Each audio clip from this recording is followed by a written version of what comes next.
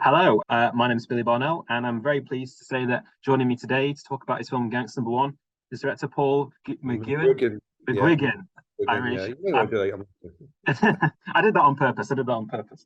So, Paul, I was wanting to sort of take you back to the very sort of inception of the project because this project, before you came onto it, I've had quite a troubled production history. At one point, it was going to be directed by Jonathan Glazer, and Melis and David Shinto were had written the stage play it was based on, and they were putting it together. And then they had difficulties with the production, and then they ended up walking away from it. And I was basically wondering, when you came on, did you know anything about the difficulties they'd had beforehand, or you? yeah. I mean, look, I had just done a film called Acid House, which was my first movie, which was a sort of three short stories put together as one movie, written by Irvin Welsh, who just had written Trainspotting. And I got a call from Film 4 saying, look, they're really interested because it was a Film 4 project, Acid House. They said the director had left the project, or there was a problem with the director, the producer weren't getting on. Do you want to come in for a meeting on it? So I went in for a meeting with Shinto and Melis and Paul Webster, who at the time was the head of Film 4. And the guys were fine, and they were interested in my work. They liked Acid House. They were, I didn't really know much about the background of why Jonathan had left, and I really liked Jonathan Glazer, by the way. So this is no slight on Jonathan, because he's a fantastic filmmaker and a nice person. But what happened, it was not really I wasn't really interested in what had gone before. I was more interested in what was, in getting my next gig. And I really loved the script. I thought, I mean, they're great writers, they're right, and it's very emotive and very cerebral. And I was really interested in that. And then so they left the project, and Film 4 had the grace and the kind of goodwill to say, right, well, let's just do it, and we'll find another writer, because they still need a bit of a polish, And we weren't allowed to use the ending. They had just written an ending that was really fantastic. And of course, that was the carrot that they were holding up, saying, well, our deal with Film 4, which is out with our deal, we've rewritten the ending, but we're not going to tell you what it is. And so we had to have a writer come in and do the ending. And I think that's the kind of weakest part of our film, really ends up, just because their ending was fantastic. But anyway, and then Norma Heyman was the producer of it. He's a fantastic producer, old school producer. She's David Heyman's mum. And we just got on with it. And I was quite young. I was only 32 or something. I was quite young, when I did Gangster. So, I was quite naive. So I didn't really know what was happening. I didn't really know, because Acid House was born out of Irvin Welsh actually getting in contact with me directly and saying, I've got this short film. Do you ever fancy doing a drama? And I'd never directed a drama before. And I was like, okay. And it was called The Grant Star Cause. And it was just going to be a short film for Channel 4, because he'd such a big success with Trainspotting, and he had a green light to do that. Again, I was just kind of making it up as I went along, but I was having fun. I was a photographer before then, and I was a documentary filmmaker, and I was quite successful as a photographer. I worked for Vogue and all these big magazines and Face and stuff. And so I knew visually what I wanted to do, and then Acid House was a very visual film. And then Gangster was much more about performance and more about the very cerebral kind of intellect to it, and also the relationships between Gangster and Freddie Mays, and actually Gangster and himself, if you like, So I found that really fascinating, and the changes of time and the timeline was really fascinating to me. So I just got my head down and just got on with it. And I had the same kind of approach that I had with Acid House. I wish somebody had just put their hand on my shoulder and went, okay, calm down a bit. Every shot doesn't need to be a brilliant shot. Every moment doesn't need to be visually arresting, because I was quite into the visuals of it, But then I did sit down for a minute, and then I thought, okay, who am I going to cast in this film, Sorry, I'm probably talking through all your questions. No, it's brilliant. I mean, I was actually about to move on to the casting process, because it's such an extraordinary cast. I mean, some actors who have gone to be huge stars, in their first sort of major starring roles. But I just wanted to quickly touch on. So originally, the film, before it was a movie, it was a stage play, which Melis and Shinto had written. And I was just curious whether when you came on, had you any awareness of the stage play? Had you seen it? And if you had, did that make you more passionate to get the gig? They sent me, went along with the script, they sent me the screenplay, the stage play, sorry. They sent me the stage play. there's a little book of the stage play, and I hadn't seen it, but then they also sent me some video of it as well, because I live up in Scotland, so London, you know, I think it was the Almeida it was at, and it had a short run there with Peter Bowles playing the part of gangster, which he did amazingly, actually, in my opinion. I've got my gloves on. I'm out of my car, walking. See a tree, rip it out, roots, throw it a million miles. I'm Superman, King Kong. Door, corridor, lift. I'm in the lift. I'm filling up, I'm filling up. Stop, open, out, corridor, walking, machete, axe, gun, chisel, and gloves. And I think that was one of the problems, was the casting. I think Jonathan Glazer and the writers wanted a certain cast member, and I can't remember who it was, or if I did, I probably wouldn't say anyway. But you know, they wanted somebody in that role, and I think that the producers were at odds with that. You know, so I think that's how it ended up. Them not doing the thing. So casting is always really important. I mean, it's to me, it's everything really. And this was. So I hadn't seen the stage play, but I saw it on video, and then I also read the text as well as the script. So I was quite sort of up to speed with everything, you know. And I felt, you know, obviously doing a stage play, it was a one-man show really, and so the film, obviously, it's a different animal, it's a completely different animal, as you can imagine. So my job was to figure out. Well, my main question to myself and everyone was asking me was, how are you going to do the old gangster and the young gangster? You know, what's your approach on that? And I thought about it quite a bit, as you can imagine. And obviously, it felt like it had to be two separate actors to me. You know, we weren't doing the CGI version of this, where we're doing a low budget kind of approach to it. And then I thought about Old Gangster first, to be honest. And I thought, right, who's my favorite actor of that generation? And immediately Malcolm McDowell came to mind. Actually, it wasn't Clockwork Orange that did it for me. It was more If, you know, when he did If.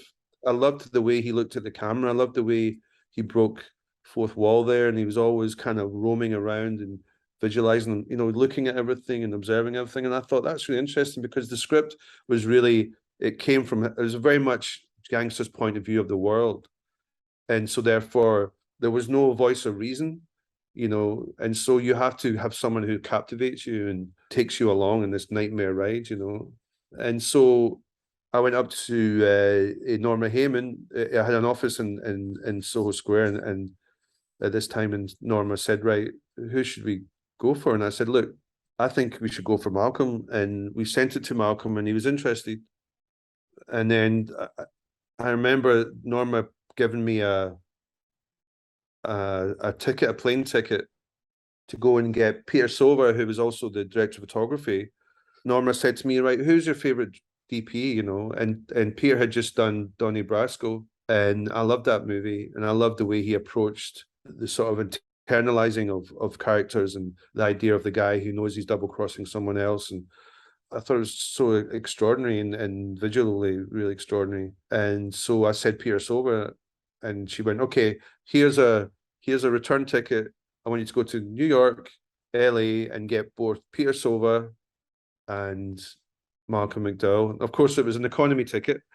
And I remember, so me and Peter and I got on very well, and he was very gracious, and he became one of my lifelong friends. He just died recently, passed away recently, and we did 5 movies with each other together. So that was a friendship that grew and grew and grew, and a very important part of my life. And then Malcolm, I remember I was to meet him at a restaurant in Santa Monica. He was there, and he was lovely. He was so brilliant, and he was so enthusiastic about the script. And then I remember Malcolm at one point excusing himself and going to the toilet, and then about a couple of minutes later, the toilet door burst open, and there was a couple of old, sort of older ladies at lunch, you know, sitting there. It was a fancy restaurant, sitting there, and he kicked open the door, and he's like, "What are you looking at? You can't." And he walked away and sat down next to me, and he went, "Is it something like that you're looking at?" And I was just like, "Oh God." And he's truly quite a remarkable man. And so that was great. So that was a very successful trip. So once you start putting the pieces together, for me, Older Gangster and the DP were really important for me. And then obviously, how do we marry up Young Gangster with Older Gangster? And Paul Bettany came in one day, and this happens sometimes as a director. You just stop in your tracks and you just smile internally because you're listening to him doing his piece and doing his scenes, and I'm just thinking I could have stopped him after 2 minutes and went, "You're the guy." I mean, it was simple as that. And he walked in, and also he looks at Malcolm, but unfortunately, he's a foot taller than Malcolm. So I was like, okay. How does this work? He shrunk with age. He shrunk with age. Well, here was my kind of take on it, because you have to think of something, right, when you're talking to people about this. And I thought, well, when you're older, you always look back at yourself as more handsome and funnier and more intelligent, taller even. And so you always have a different idea of yourself. You're younger than what you actually were as you're older. I'm sure if you're around your grandparents or your dad or whatever, they all talk about, oh, when I was a young guy, I was a great footballer. They probably weren't, right? But we always have those stories to tell. And I think that I kind of leaned on that a little bit, because that's what the story was about. It was about fetishizing, about wanting to be someone else, want to be that guy, want to be the number one guy, want to be that person, want to be Freddie Mays, And so in a way, we had a lot of artistic license there, because there was that internal voice. There was the engine of the script that you could lean onto, and you could understand that was the rhythm of the script as well came from that voice. And so it was this idea of how you present yourself and the clothes and taking off the clothes. And it was all very almost ceremonial, And so, yeah, that's how I got around that in my head as a filmmaker. I was like, no, that'll work. And I thought that the blondness of both of them and just the way that people knew of Malcolm when he was younger, I thought really played into Paul Bettany's strengths as well, And then obviously David Thewlis came along. And so I had to really pester David, because I was a massive fan of his, like a massive fan. And it was a bit embarrassing, I was like, I had to actually end up getting Malcolm to come to ask him to come and have some to eat, so that we could chat about it. Because David, I did want David to age up as well, because I felt that then also makes the change in Gangster much more of a deliberate take on it, Whereas if everyone else is aging up around him, but he's a different character when he comes out of prison, he's older, I thought that was interesting. So it took a bit of convincing for David, but I mean, he wasn't bored, but he loved the script. But he was such a big part of what we did, because he was the leader of the gang, because then the casting all came from a lot of young actors who have now gone on to greater things. David really cemented all those people together. He really was the gel between everybody, and he created a kind of gang, and the body language and everything just came out from him. So we did a bit of rehearsal of that. So the actors to me are everything. It's everything that I didn't really know, because it's only my second movie and I didn't go to film school. So I wasn't really sure how to work with actors. Acid House, we did a lot of rehearsal, and a lot of great Scottish actors in that as well. Ewan Bremner and Kevin McKidd, Michelle Gomez. But I really hadn't learned properly how to talk to actors, But in a way, I guess I've never really learned that, other than just be yourself and try to do and try to communicate with them what you want, Because actors want to be directed, they just don't want to be applauded, That comes later. So it was a learning curve. It always was a learning curve with me. And then going into making an actual movie, because I hadn't really done that. Was 3 short films. So you actually do a film, and dealing with budgets and dealing with a bigger crew, and expectations. So that was always hard. I mean, yeah, the cast is absolutely extraordinary, as you're saying. You've got all these people who are just sort of not if not starting out, sort of getting their first big sort of starring role, like Bettany and Eddie Marsan and Andrew Lincoln as well, who's obviously gone on to do The Walking Dead, and Jamie foreman, and McDowell obviously coming in as the veteran. He's bringing a lot of that sort of. It's like that anecdote you just told about him coming out of the toilet. You know, he does bring a lot of the humor as well out of the script. What do you take me for? A cunt? I remember we shot all the interiors and sets in Berlin, funny enough, which was weird. But we had a deal with Babelsberg Studios that we all went to Berlin and we shot there because they were restarting the studio up again. It was an old famous, it's where Tarantino shot Inglourious Basterds and all that, but you know, that came after us. And I remember being in Berlin and in Malcolm, we're doing a scene with Malcolm. The interior designer, Richard, had designed this big horse's head motif, you know, in the sunken sofa and the main living space. And I really wanted this shot of Malcolm framed by this kind of circular horse's head, you know. It was like a big circle thing. And I wanted to feel like a halo around him. But he was so cheeky, he kept moving all the time. And eventually I had to say, Malcolm, do you mind standing in? He's like, what, this is all about the fucking horse's head, is it? He's like, what about the fucking actor? And I was like, all right, fair enough.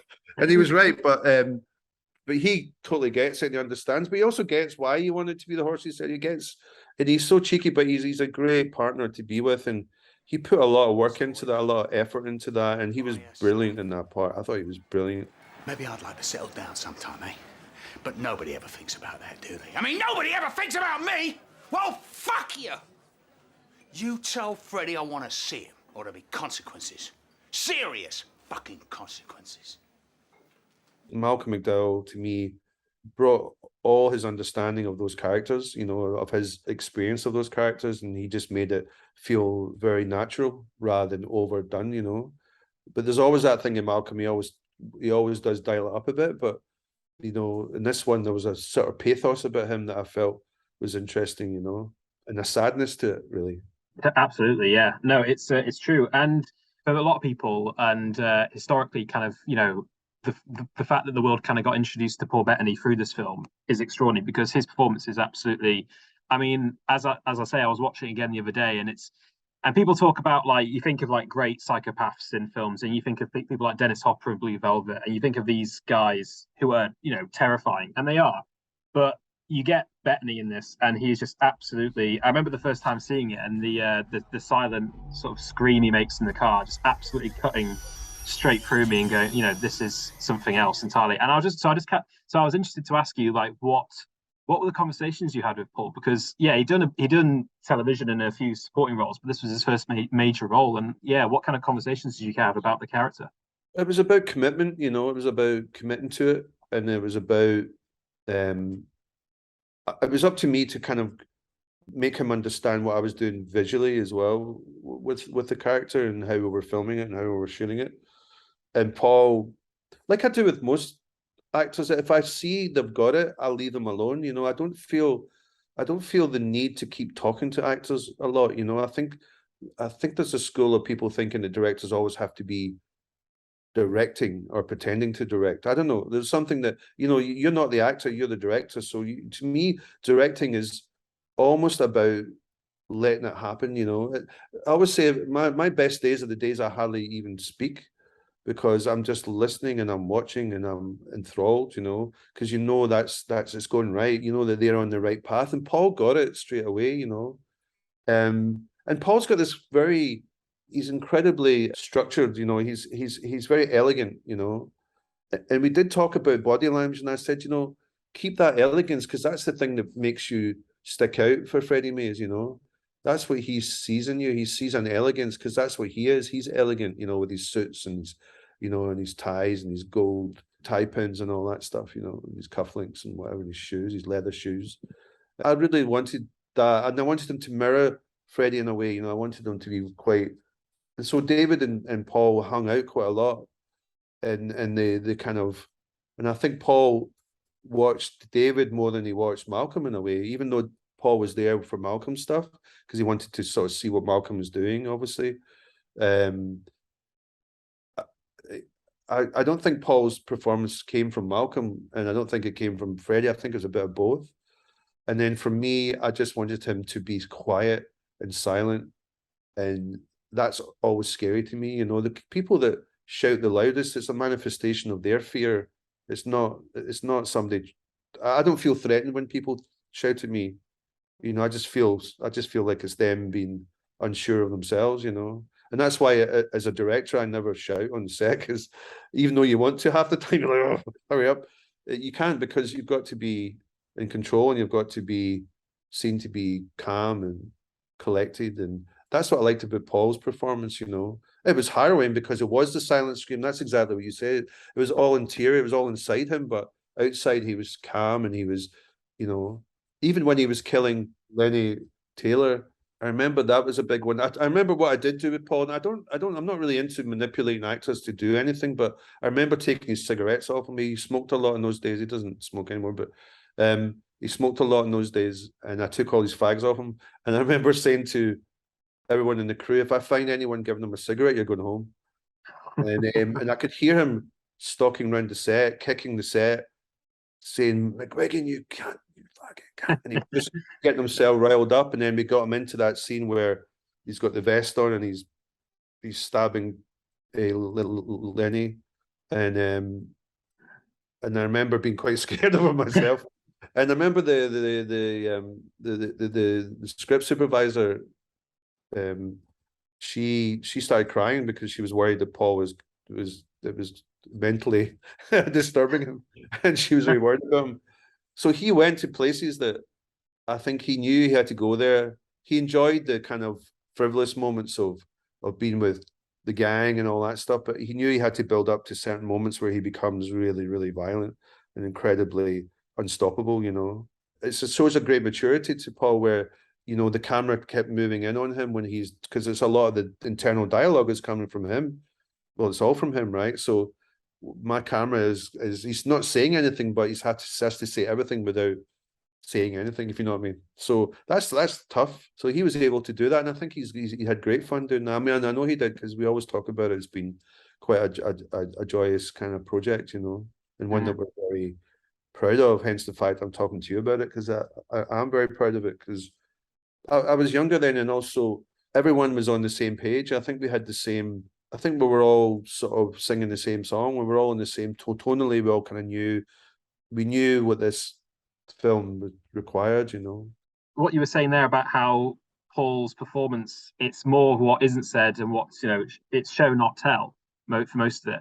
And I was put in mind of that scene in the club when they sit down and Karen enters the picture, and Karen, you know, it's her and Saffron Burrows' scene where she sings the song, and Thewlis absolutely, you know, falls head over heels in love, and Gangster's just sitting there looking at him, and he knows what's going on, and he's absolutely hating every single second of it. And as I was watching the movie back again, I did think the way Paul plays that, there is almost like you could read into that like a subplot, like there is a kind of love triangle going on. Absolutely. Yeah.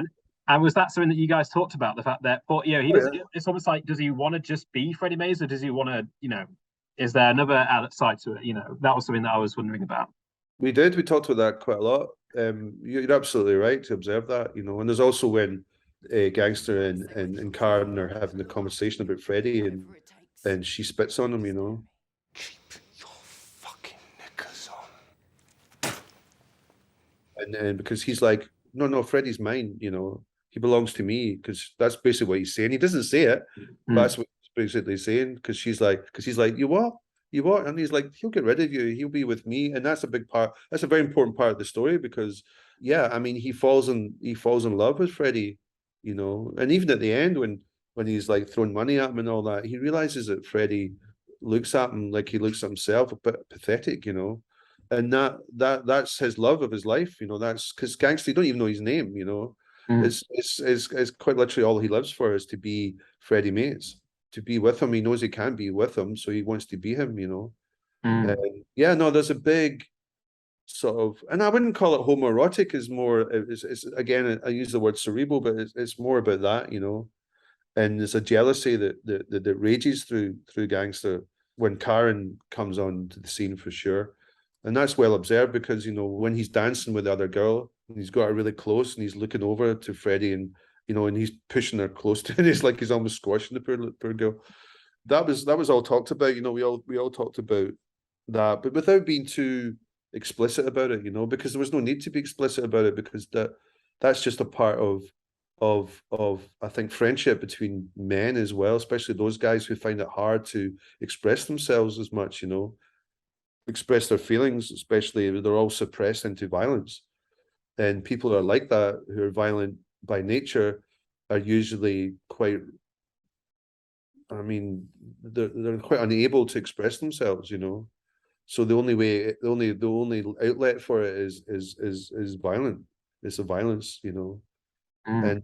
And I always thought it was interesting. You know, I grew up in a very working class environment in Scotland, and I mean, I wouldn't say it was a violent upbringing, but you know, like any working class society, there's lots of fighting and drinking and whatever, you know. But I remember thinking that there was a great friendship between guys, you know, between men, and pubs. You know, there was a big culture in bars in Scotland, you know.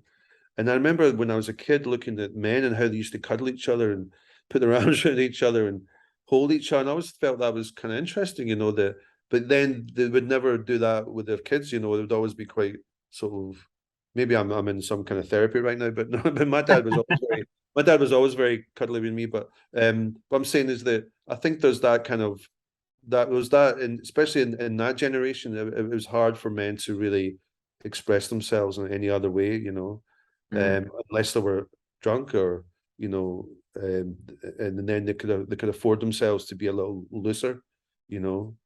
And so I think that kind of tapped into that whole sort of macho male thing, you know, which has a homoeroticism to it in certain ways, you know, the physicality of it. And the way that the gangster in the car when he's in Freddy's DB5 and he's looking at Freddy and he's looking at his cufflinks, that's one of my favorite scenes, because it really does play into what we were just talking about, you know. It really does set up this dynamic between them, you know, that you could see that he just wants to be him, you know, and he fetishizes about it. He you know, he starts wearing his clothes, you know. And it's interesting that, as you say, it is, he doesn't understand himself. So it's big, and because he doesn't understand himself, it erupts this, you know, there's no, the thing that is made explicit is the violence, and that is his only real way of expressing how he's feeling, in a sense. And like, and you get the POV assault scene with Lennie Taylor, which we'll come back to, because there's I really want to dive into that. But it's almost like an anti-love scene, because you've got the romantic song playing, and for him that is kind of sensual. It is almost, you know, it's his expulsion of all these feelings. But well, when I did, yeah. you know, when I did documentaries before I did Gangster, I did this show called Walking the Wild Side, which was a sort of Channel 4 documentary series about disenfranchised youths. You know, there were computer hackers, or there was fire starters, or there was girl gangs. There was all sorts of people, but there was no voice or reason behind it. And I did one on fire starters. You know, these kids who burn things, you know, and then they watch them, and you realize it was a very sexual thing that was happening there, you know.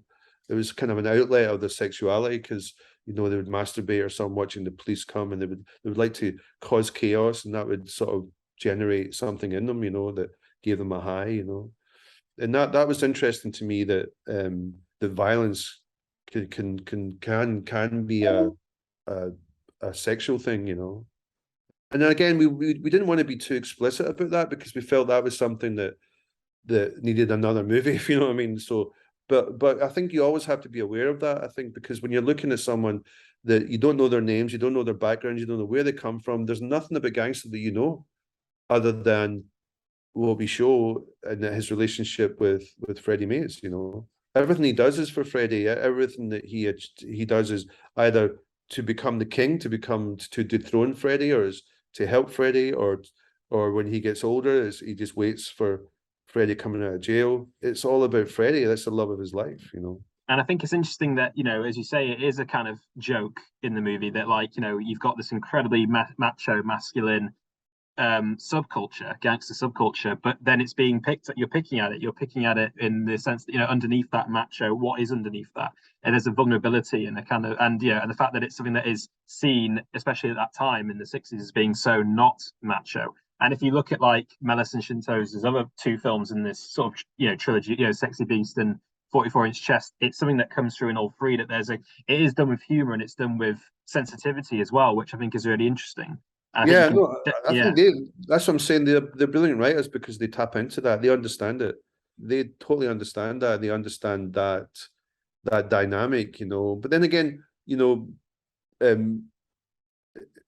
I think in especially in English culture, and forgive me because I'm Scottish, but I think there's a certain thing in Englishness. I think there's a sort of identity to gangsters for some reason, and I think it's because England doesn't really have much cultural base. They don't really have a cultural identity because they've spread themselves too thin, you know, because their culture, the culture of imperialism and going to other countries and taking, you know, and all that kind of stuff, whatever, blah blah blah.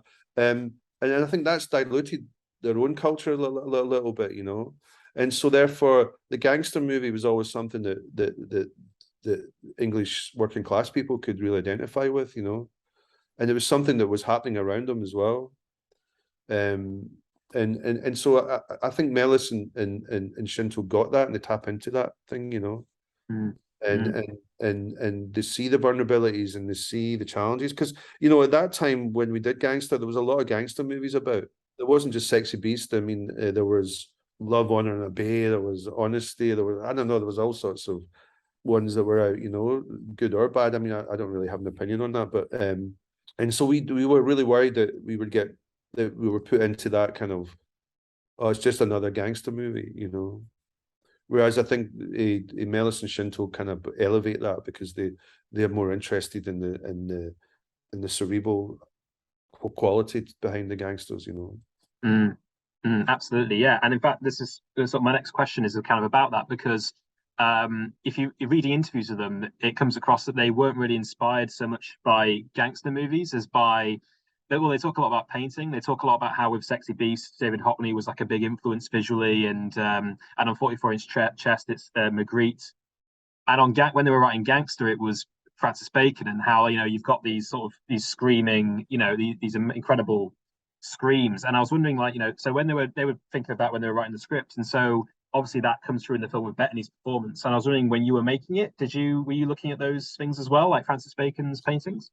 No, I've always been a Francis Bacon fan. I mean, I went to see his exhibition when I was 16 down in London, and no, I mean, I don't tend to take. I mean, as a photographer, so I tend to take my influences from photography and film. You know, not so much painting as much, but maybe. I mean, I always say it's always subconscious anyway. You know, like as a writer, I can see how maybe, you know, you go to a gallery and you see a Francis Bacon and you go, right, I would love to sort of visualize that and put that in the script and see that, you know, and as a filmmaker as well. But I didn't see it like that. I didn't see it paintingly at all. I mean, I'm quite surprised to hear that, to be honest. Like, you know, I mean, art always imitates art, and it's hard when you do gangsters to kind of get away from the gangster cliche, you know, because half the time it's not a cliche, it's real, you know.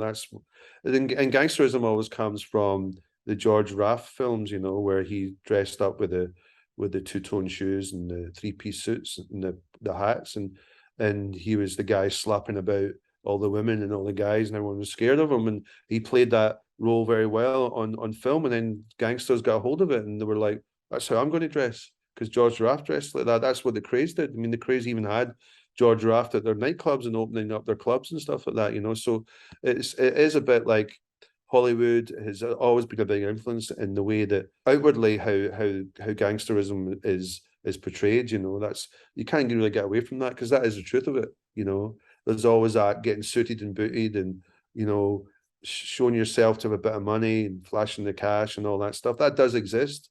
What you have to do is then go deeper. And as a writer, I think that Mellis and Shinto really get that, and you know, and I tip my hat to that they really understand how it's also showing the pain of it, you know, and how hard it is to because it's all a front half the time, right?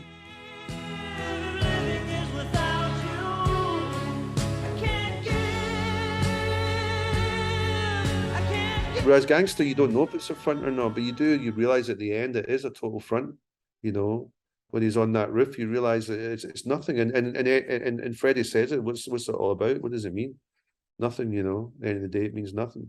And I think that that kind of realization that your life has been empty and been hollow, and it's been, you haven't, the reason why they didn't give him a name is because he had no identity that was his own. You know, his identity was lived through Freddie Mays, you know. Who do you think you are? Pathetic. Oh yeah, I was vain. I was a prat. Handsome Freddie Mays, butcher of Mayfair. What a load of old cobblers. Who'd want to be Freddie Mays? Yeah, absolutely. I mean, and going back to what you were talking about with so this is, as you say, your second film. Well, I mean, your Acid House was 3 short films, but this was your first full feature. I'd just like to dive into a couple of scenes, if that's okay, because and to start off with the I think one of the most talked about scenes in the film, which is the Paul Bettany, Eddie Marsan sit down, if you like, in the kitchen, which is just an incredible. I mean, what you were talking about earlier, and how with this film, you know, it was more about directing actors and the performance element. I mean, that scene for me is just such a great textbook example of just like 2 actors having at it, acting, and you know, it's all just about their performance. And I was just curious, like, you know, what do you remember about, you know, what was that scene like to shoot? What was the experience like on that day? You know, this was over 20 years ago, so you got to kind of excuse my memory a little bit. But what I do remember is deciding that I was going to operate the camera, and I wanted very little people in there. I wanted very few people in there because I knew that Eddie and Paul were going to do something quite extraordinary. I just knew it. I just could feel it, you know. And the scene was really well written. It was a well-written scene. But I remember we talked a lot about Paul being very quiet. And that's so scary when somebody's so, I mean, I was talking about that before, you know. That scene would have been totally wasted if he went in like a barking dog, you know. Come on, you. And that's what a lot of those gangster films are, and it's all like, oh, I'll fucking kill you, I'll chip you, faggot. And it's like, you know, all that stuff. But this was more about, you know, even at one point during that scene, I remember he calms Eddie down. He calms Eddie's like, all right, Eddie, stop. It's all right, it's all right, it's all right. Yeah, and then he takes the kids thing off of the thing, and that was, I mean, that was my idea, was like, you know, to have the kids stuff around and the pictures, and because that's a threat, you know, to any father or any family person, you know. I love that smell. Do you like that smell? That kiddie smell. It's lovely. Kids, eh? Be the fucking death of you. And then Eddie Marsden got it. See, Eddie Marsden comes from that background. I mean, Eddie's from the, you know, he's from a very working class family in the East End, and I think it's East End, it might be South, I'm not sure.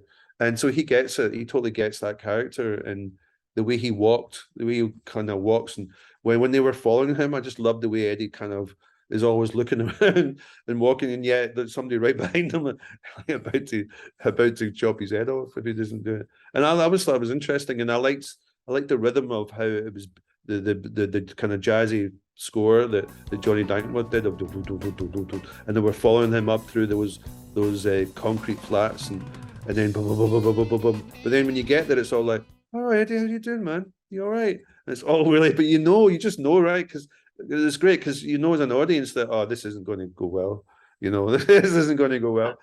And yet the way that Paul doesn't jump out of the traps quick, he just really slow. And when he puts the axe out, he goes, what's that? He says, that's my axe, Eddie. And it's like, oh, shit. What's that? That's my favourite axe, Eddie. And then when Eddie started crying, he cried from his nose, you know, the snot came out, and it was extraordinary. I just remember like taking the camera and doing it. So I thought it was such an intimate scene that I didn't even, I never started on the wide. Not that I do that anyway, but I just wanted to get right into it. And so I got the camera on my shoulders, and it was just me and them, and the sound guy, you know, and the other actor playing with Roland. And I just remember thinking, this is extraordinary. I remember at the time thinking, I'm in the middle of this. This is extraordinary, you know.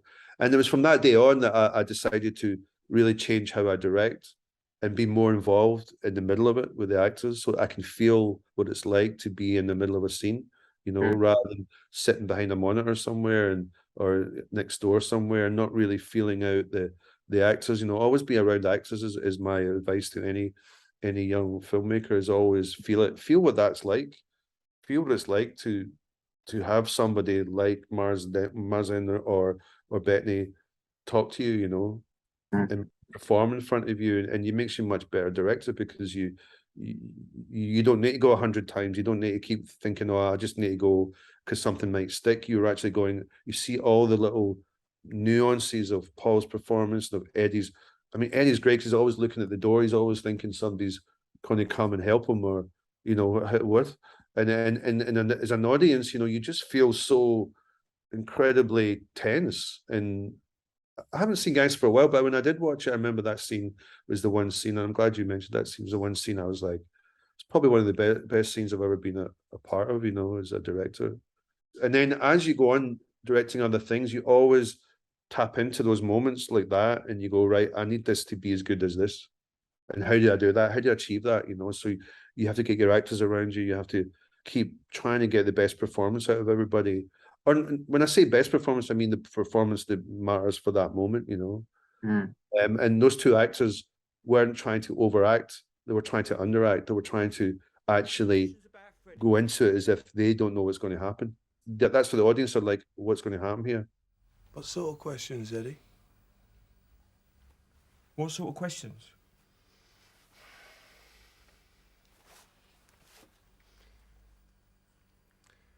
What sort of questions, Eddie?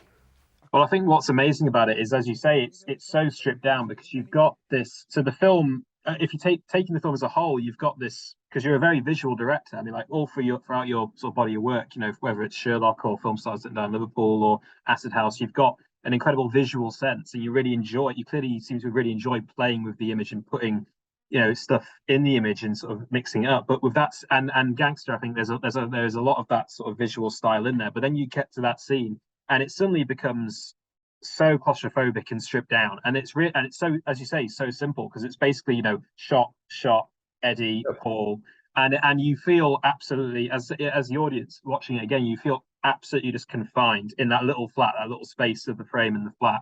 And the fact that I think as well, the other brilliance of that is the fact that you've got a third party there. You've got Roland, who is just a silent third party, but the fact that you've got a witness there who you can cut back to, and you can see that, you know, Roland's obviously you know, one of these guys, you know, he's you know, he's no innocent, but then you can see him reacting to what Paul's doing, and it cuts so much deeper. And the fact that Paul's playing it so, you know, it's not that he hasn't got a sense of humor, because he does, and it does come through in that scene in his performance, but like, it's just absolutely stone cold at the same time, and you can tell because it's so, as you say, it's so quiet. It's so quiet, and yeah, it's all about that look in my eyes thing. He has that kind of, well, one, he's got amazing eyes, but also he, as a character, his character says that one other time as well. I remember, what I do remember is thinking to myself, what's the heart of this scene? And then that's why I went into close-up straight away.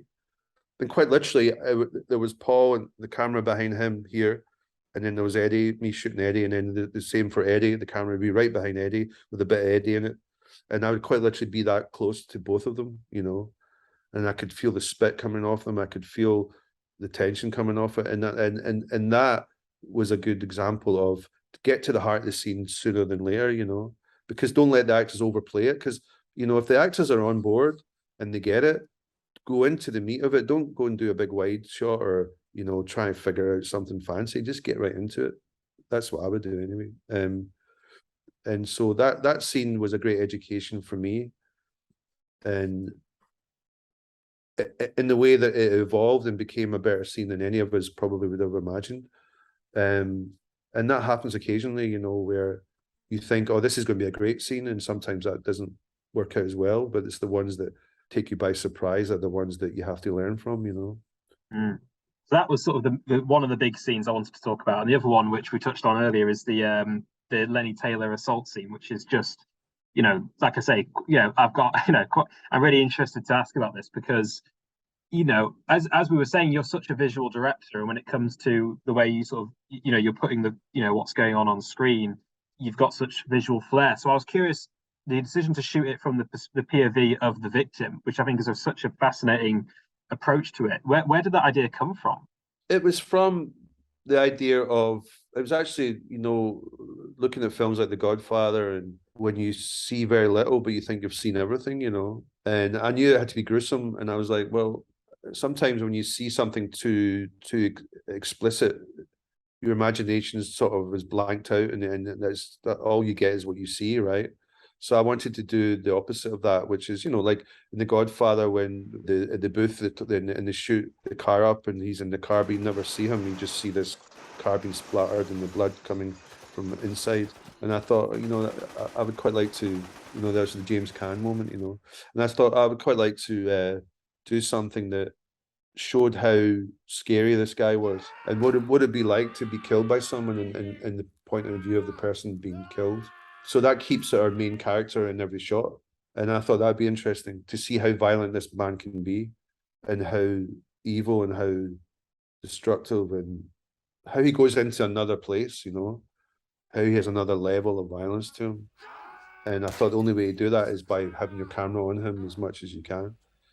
So, and then of course the director tart in me was thinking, it'd be really fun to have thrown things into the camera and smashing up. So we built this whole set with breakaway glass, you know, so that I could throw the stunt person who had we had a helmet made with, because those days, you know, it was pre-digital, so we had little 16mm Zap cameras that you used to put inside of airplanes, you know, and we had those built, and we had one on a crash helmet, sort of down here, eye point of view, so that, you know, the camera was looking around.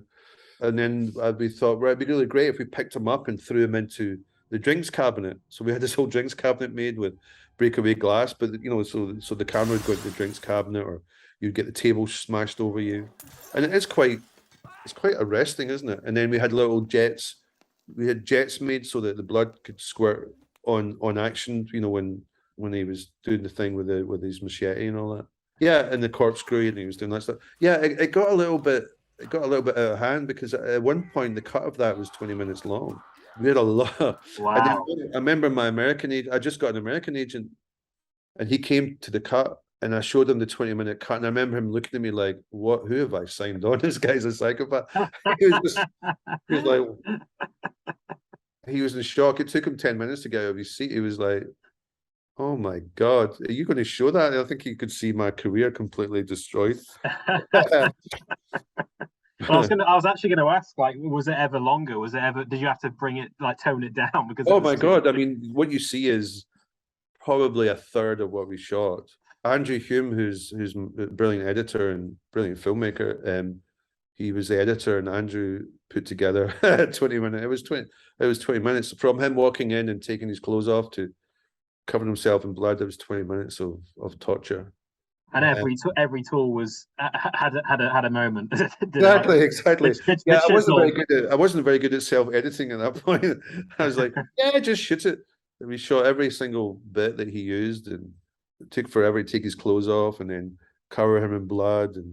And yeah, it was quite a thing. And then we had this nice idea of putting Peter Sova had this lovely idea of putting lights up in the ceiling so that it kind of created this little halo around him at one point, you know. But we shot that whole scene not knowing what we actually had after we shot it, because it wasn't a digital camera, so it was film camera, and we had no way of knowing if these Zap cameras even worked. We hadn't tested it. So we did 2 days of filming, kind of shitting ourselves that nothing was coming out, but of course Peter got it. And yeah, that was a very satisfying sequence, you know, because I felt that we got exactly what we talked about, and I think that sometimes you have to be bold like that, you know, if you're going to make a visual statement, cinematic statement like that. We've all seen deaths, we've all seen people being killed and murdered, but this was a slightly different way of approaching it, you know. And I think it works. And we didn't just do it for the sake of it looks cool. We did it because we really wanted to keep in his head, and we wanted to, rather than it being his point of view, the person being killed, I didn't feel that was like any action sequence or any fight sequence. You've got to have an emotionality connection to it, you know. There's got to be an emotional connection to something. So if you've got your main character there and you can see how disturbed he is by what he's even doing to him, you know, I think that's quite fascinating. Well, I think the fact that it is shot from the victim's point of view is the fact that you automatically identify with the victim. You don't identify with the perpetrator. So so the violence cuts. It doesn't feel, trivial or gratuitous, or just, even though, it is a violent scene, it doesn't feel, two-dimensional. It's like what we were saying earlier about the Eddie Marsan, scene, is the fact that because it's so close and contained, and you can't escape from it. And with this scene, it is kind of like the absolute, externalization. We're killing. Yeah, no, you're absolutely right. We're killing the audience, basically. We're showing the audience how violent this man is because he's quite literally looking down the lens of the camera. And I think what's interesting is that, like you say, if you'd done that scene now, it would all be digital, and you could have like playback, and you could have it all there. But the fact that you're shooting it on Super 16, which I think, even though that was, it sounds like that was all you had to use for that particular shot, the fact that you suddenly cut from 35 into 16mm means that you're when you're watching it, you're automatically put into that perspective. The format change works really, really well, I think, when you're watching it. Even though even though that was all as you say, it was all you had to use, really. Yeah, because these little zoom cameras, you can only get the little Bolex lenses on them, the little screw-in lenses, And so you're right, you get an automatic change of format, and you get more grain in the frame as well. So yeah, I think texturally as well, that was interesting. Yeah, we tried quite a few kind of different visual ideas there, and that was the one that we came down on, which we thought was interesting. And it was great to have a partner like Peter Sova, who is a big part of Gangster No.1. He has that elegance to him. The way he lights, it's like a big Hollywood movie. You watch that thing, it's you watch the boxing match at the beginning, you watch Freddie Mays' apartment, it looks amazing. It looks incredible, Mm-hmm. And then you still have that rawness of being able to do stuff. We did like split diopters, which is really old school stuff, and Peter was really into that. He did that in Donnie Brasco, he did it Good Morning Vietnam and stuff like that. So he was a total. He'd done 20 odd Hollywood movies before he came to work with me. And so, and we ended up doing 5 films together, and he's such an elegance about the way he frames and films and lights, And so I was so lucky to have that team of top tier people, they really were. They're an amazing bunch of people. I was going to talk about this actually, but I want to ask you a bit about it, because as we say, you've got such a visual sense to there is such a visual sense to your work. Whether it's on Sherlock, you've got the text effects on the screen, which kind of became the standard for so much of film and TV after, like, how do you show a text on screen? You do it like this, and then you've got like Film Stars that done Liverpool, which has got such beautiful, the language of that, where you have these amazing talking about different time periods. You have those amazing transitions where one character like Jamie Bell goes through a door and into a completely different space, in time.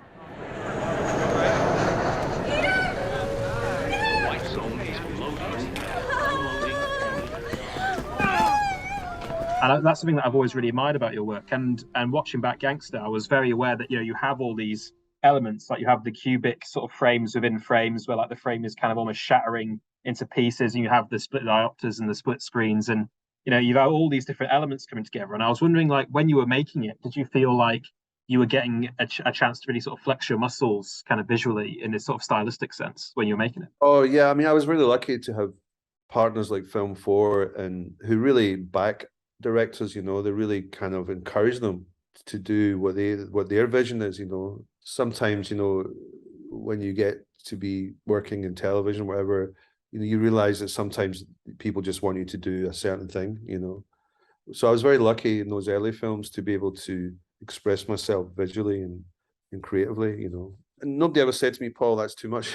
Nobody ever, maybe they should have, but nobody ever kind of stopped me, because they were so interested in what I was doing, and luckily it came off, But that's what I'm saying. I think that comes from also not having fear, really.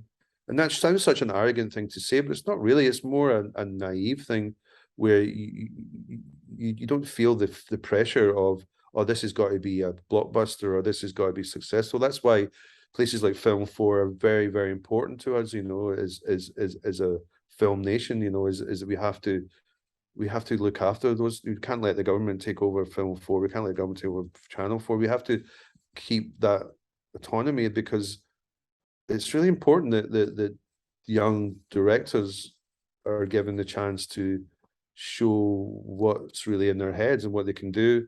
Because normally what happens then, you get shaped into something, you know, somebody wants, it's interesting when you go to Hollywood, people go, oh, I love that movie, but that's not what I want you to do. I want you to do this. And you're like, oh, okay, so why get me in, you know? So it's one of those things. It's a strange dichotomy where you're known for doing sort of very creative things and very visual things, and then occasionally you'll be told, oh, no, you don't want, nobody wants to do that. So when I did Sherlock, it was the first TV I'd done, actually, apart from a pilot I'd done in America. And so I was quite determined to make it very visual and I had a brilliant script. Stephen Moffat's a genius, and Mark A.S. And I thought, right, I like gangster. I have to be in the head of Sherlock. I have to be very, very religious and very annoying about always being in his head and seeing what he sees, so that I share it with the audience, so the audience can understand. Because sometimes, you know, when you have an intellect like that, the audience feel a bit away from him. They feel a distance from the main character. I wanted the audience to feel like they understood him a little bit. So, and then as far as the text is concerned, that's just because in the script it said a cutaway of a phone, and I was like, oh my god, there's 40 cutaways of a phone in 1 hour of television. I was like, this is going to be so dull. So I went to my editor and I was like, to Charlie Phillips, and I was like, Charlie, what the hell are we going to do about this? And then I went, you know, let's try just putting text up. Let's fuck it, we'll just go for it and see if if it really disturbs anybody. And that's where that was born out of. But that also comes from having the confidence to go, this will work, you know, knowing your audience and understanding what your audience might want to see, like what I would like to see, you know, because I'm a great fan of film and photography and the visuals of things. So yeah, so Gangster, I was very much encouraged to be creative. And then, you know, because to be fair to them, they did see Acid House, and there was nothing in Acid House other than just this big showy kind of madness, you know. And it's a pretty crazy show, but you know, so I came from that with full of confidence that I knew how I wanted to portray this.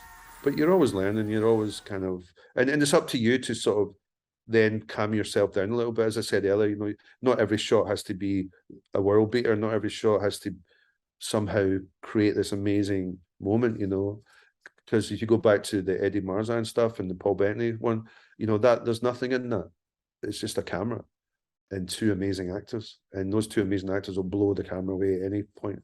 And that's what you've got to learn. You've got to learn how to temper yourself a little bit, you know, because I was just full of like, yeah, let's do this, let's put the camera upside down and throw it through the glass, and just, you know, I was all for throwing stuff through glass for some reason, because Andrew Lincoln's character gets chucked through the glass. I was like, well, just chuck the thing through the glass. And they were like, whoa. I was always one for like trying stuff out, and I still am, you know. This project I've just done, you know, I'm always doing things that people are like, oh, I've never seen that done before. And I think it comes from a kind of theatrical thing as well. I quite like, you know, Film Stars Don't Die in Liverpool. I think that's quite theatrical, but I really wanted this idea of memory to be instant, you know, non-cinematic, because memory in a cinematic kind of language is always like establishing a place, a time, you know, the characters. It's always got like 1974, then you go back to 1963 and you go to an exterior of a house or something, you know. Whereas I was like, no, this can't be this way. This has to be an instant thing about these characters, and it has to be a moment that Jamie Bell's thinking about. Well, I remember when she was happy, and I remember when we were making love, and then suddenly he's back in Liverpool, and it's all sadness, and it's all her being sick. And I thought, I need to get there quick.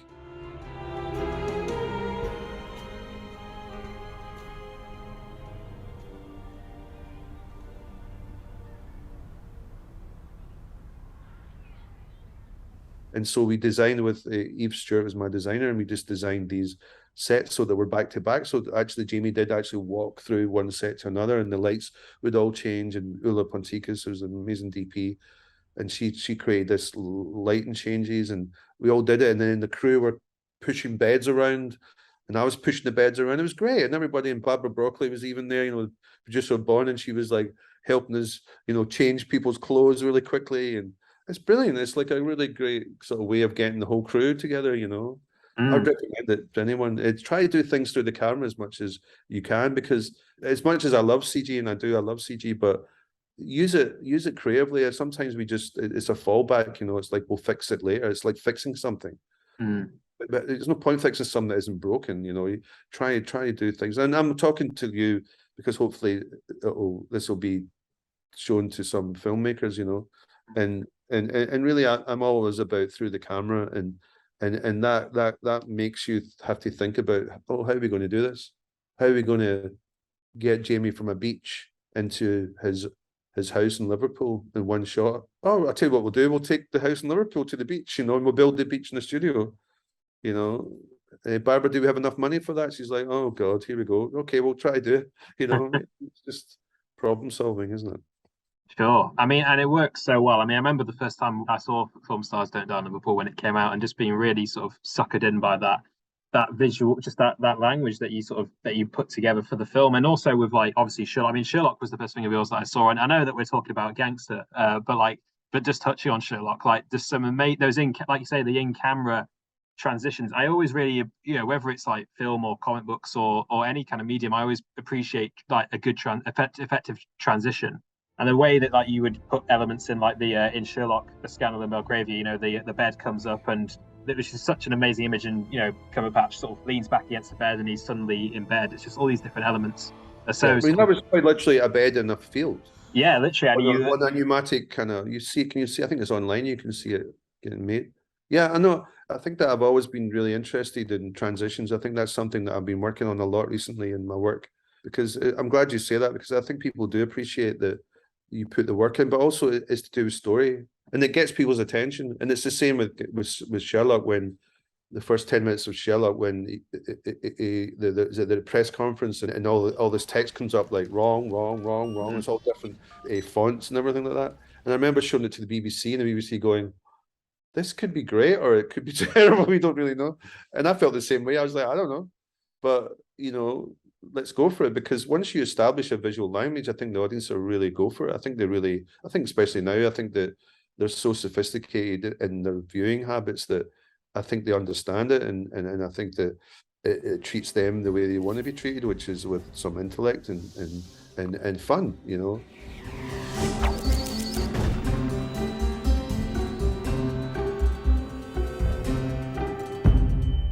Gangster No.1 was the beginning of that for me. It taught me that my sensibilities are shared by other people. There's like-minded people like me out there that watch like a film like that and appreciate it, you know, like yourself. And I appreciate this conversation because, you know, it was a long time ago, but I appreciate that another generation's come along and really like it as well, you know. And I remember when it first came out, the first review I read of it was from a magazine that I had actually worked on, which was the Face magazine. And it said, and of course this was in the glut of all these gangster movies, it said, fuck, can't, fuck, who gives a fuck? That was a review. And I was on the train going down to London, and so those days you had no internet, so this was the only review I'd ever read of my film. And because it was an advanced review, because the magazine was out a month before, I was like, oh my God, I have made the worst movie ever made. So much so the guy can't even be bothered reviewing it. I was just like, okay. And I actually went home and I cried. I thought, oh, this is going to be terrible. And then, of course, the other reviews came in and it wasn't so bad. So, you know, it just shows you, it's like, you know, you can't please everyone, I guess, all the time. Yeah. I wonder if I don't know if you'd say journalism is different now, but I wonder if a review like you know the Observer would allow for, you know, just like, oh, that's a review, you know. I'm sure some reviewers would love to just do that.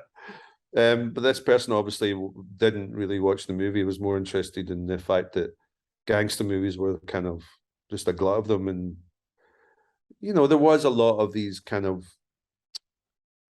I don't know. I mean, I quite enjoy. I mean, I enjoy every movie. I appreciate every film because I know how difficult it is to make. So you don't really hear me dissing any films, you know, because it's hard to do that when you know how much people don't go out to make a bad movie. You know, it just happens. That's a quote or something. Yeah, absolutely. Everyone always says, you know, the movie, you know, it's the hardest thing to make. A great movie is almost impossible to make, and a bad movie is nearly impossible to make. You know, it's difficult. I mean, I've made some films that people didn't like. You know, the viewers never liked it. The critics didn't like, and to this day, people come up to me and they're like, "It's one of my favorite films ever." Like Gangster, was one of those movies. I've had them with Victor Frankenstein recently. People, the reviewers hated that film, but I get so much love for that film. And James McAvoy and I are good mates, and we talk about it a lot and how we did our best, and we love it. Daniel and James and I were like, "Yeah, it's great." This is the reason why it's important for me to talk to people that love film and to film sites and film schools. I don't do them often, but I like to talk about it because I think it's important that people look at me and go, well, if he can do it, I can do it. Because I didn't know what I was doing to start with, really. But then you do realize that you've got a certain skill for something, and therefore you can't be. You can't stop yourself doing something because you're worried that somebody might not like it. That's my mantra, really. Don't stop yourself from being brave, because you'll regret it. Because if you try to play safe, then you're not really playing, and you'll always regret it. I've done it before and I've regretted it. I've always thought, I could have done that better. That's it, really. There's that sort of Steven Spielberg quote about how the hardest part of being a filmmaker is just getting out of the car in the morning, and just like actually just getting out and just going and doing it. I mean, I did, when I did Sherlock, I got a call from Steven Spielberg, actually, and I ended up working with Steven on a pilot he produced. He called me, and that was one of my biggest thrills, was he called and said how much he loved Sherlock and my work in it, and would I come and do a episode of one of his shows for him. And I did that, and then we ended up making a pilot with each other, and every day I got to speak to him and talk about carry on movies with him. He loved the carry on films. And it's things like that you just kind of realize that when you do something that kind of puts his head above the parapet a little bit and sticks his head out and says, this is why I am. This is, with Sherlock, we did make a show that was quite, I mean, before we even shot a frame of it, I already had hate mail because we were, because how dare you put Sherlock Holmes in a modern setting, and they thought we would have him in a loft apartment with a big widescreen telly and whatever, I don't know, popping some moves or something. I don't know what they thought we were going to do, but and so we knew that show had to have a modernity to it, but the modernity had to be rooted in what people were comfortable with, which was the Victoriana of it. So we kept that. The Baker Street was the big set that we had to keep familiar, and the rest of it we could go with. But I was always encouraged by Stephen Moffat and to really think out the box and really be creative, because Stephen and Mark's scripts were incredibly creative, and I had to be as good as those scripts are. Well, it was one just again, like touching on Sherlock. Like Sherlock was one of those things for me where it was like I feel like my tastes very rarely align. The planets never align in terms of like my taste and sort of mainstream what's popular at that moment taste. But when Sherlock obviously took off and became this huge mega hit, but as someone who's like a fan, it was like a really nice. Oh, other people are watching what I'm watching, yeah. And it was nice as well because it was one of those things that kind of informed my. I mean, I was quite young when that first series came out, and it really did informed. I mean, I now live in London. I suppose I'm a Londoner now, but at that time, it really. I grew up in Sheffield in South Yorkshire, so seeing London sort of depicted, the way you shot it and the way it was framed and the way it felt so sort of vibrant and cosmic. There was something in the way that the city was a character in the show, and it was so. It felt so vibrant and very cosmopolitan and just humming with activity. Whenever I came to London, it would always be kind of coloured by that. It kind of helped form my sort of image of London, which is now the city I live in and work in, and is so it was a real sort of beyond just being a great narrative show. It was it sort of formed my image of who I am now.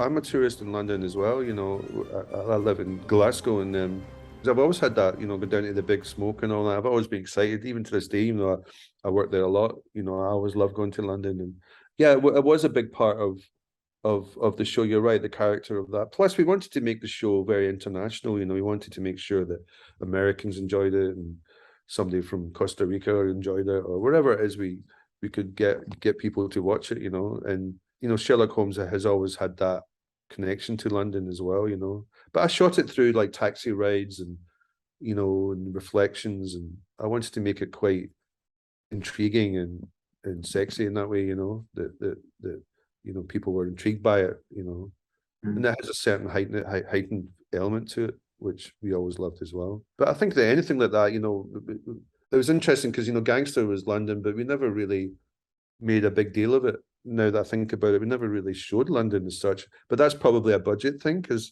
it's so expensive to try to do an Edgar Wright, you know, 60s London. Edgar did very well with his Soul film, you know.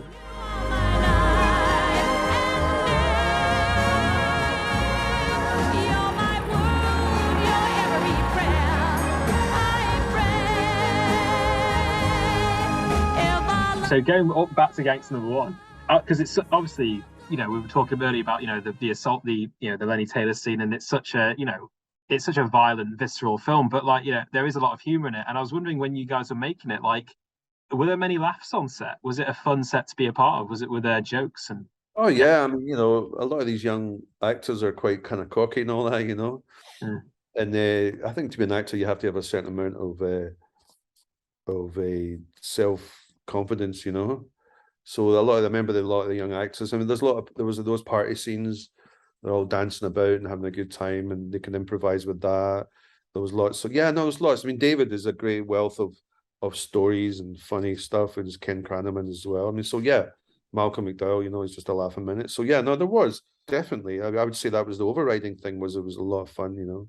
Malcolm McDowell tells this anecdote about how, you know, because of course, you know, every 10th word in the script is cunt, and so, you know, he'll be on set doing a scene, and he'll be, you know, going through it, and he'd be like, you know, but then he describes how there's the script girl, you know, this very sort of apparently very Scottish proper, you know, script girl, and he would go through his lines, and he'd go, I would go, you fucking cunt, you line.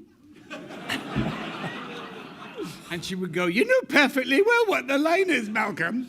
was that true? Did he do that a lot? Yeah, he did. Yeah, no, he did. He's a naughty boy, and you know, Malcolm really liked the movie, which was great. That was a great honor as well. When he got in touch with me, and he was like, "Well done," you know.